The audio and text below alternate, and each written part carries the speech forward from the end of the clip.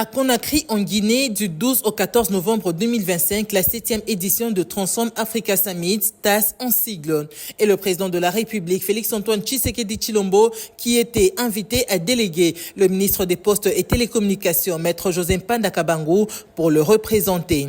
Et c'est pour la première fois que la RDC participe à cette activité organisée par Smart Africa et hisse son drapeau parmi les 42 d'autres pays membres. En effet, c'est dans ce chapiteau érigé devant l'hôtel Radisson que s'est tenue cette 7e édition de TAS, Transform Africa Summit, qui est le principal rassemblement annuel de l'Afrique où les leaders mondiaux et régionaux, les innovateurs et les investisseurs se réunissent pour façonner l'avenir numérique du continent. Le ministre José Mpanda, qui a représenté le président de la République Félix Tshisekedi, a eu un échange fructueux avec le directeur général de Smart Africa, organisatrice de TAS, qui insiste sur la grande importance de la RDC d'être membre pour jouer son rôle de hub de la connectivité d'Internet en Afrique.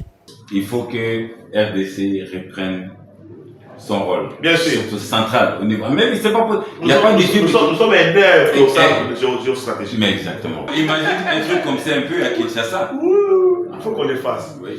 Mais bien avant cette rencontre avec le DG de Smart Africa, le ministre Mpanda a participé à la table ronde ministérielle sur l'intégration régionale à travers les infrastructures numériques et la gouvernance de l'Internet. Ici, il a déploré la lourdeur procédurale de la Banque mondiale, pourtant partenaire de plusieurs pays africains. Il a plaidé pour la célérité de la Banque mondiale dans l'accompagnement de tous les projets, y compris ceux relatifs aux télécoms, pour obtenir les résultats escomptés. Il a été établi ici que si chaque État allait avec ses projets personnels ou bien des projets étatiques, la connectivité sera lourde. Mais si nous avons un partenaire qui est Banque mondiale, la connectivité pouvait être rapide. Mais la Banque mondiale elle-même, elle a des problèmes au niveau de l'exécution de l'accompagnement.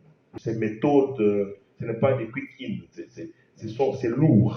J'aimerais qu'on accepte avec la Banque mondiale que l'accompagnement soit un peu plus rapide pour qu'on atteigne l'objectif africain. En marge de l'activité de Smart Africa, le ministre représentant du chef de l'État a reçu le comité de la diaspora congolaise en Guinée.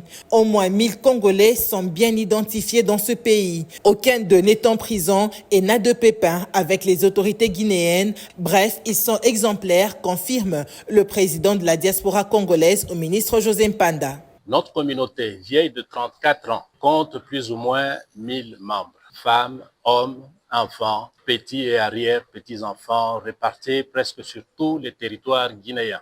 La communauté congolaise en Guinée n'a pas assez de moyens pour la prise en charge des cas sociaux très urgents et des cas des femmes congolaises victimes de violences conjugales ou chassées de leur foyer à Conakry et à l'intérieur du pays. Nous sollicitons humblement de notre gouvernement, la dotation de notre ambassade des moyens nécessaires pour la mise en œuvre des mécanismes de la protection consulaire de nos concitoyens partout où ils sont en difficulté et incapables de s'en sortir pour la défense de leurs droits et la protection de leurs biens. La dotation de notre ambassade du kit d'enregistrement biométrique des données pour la confection des passeports ou de leur renouvellement.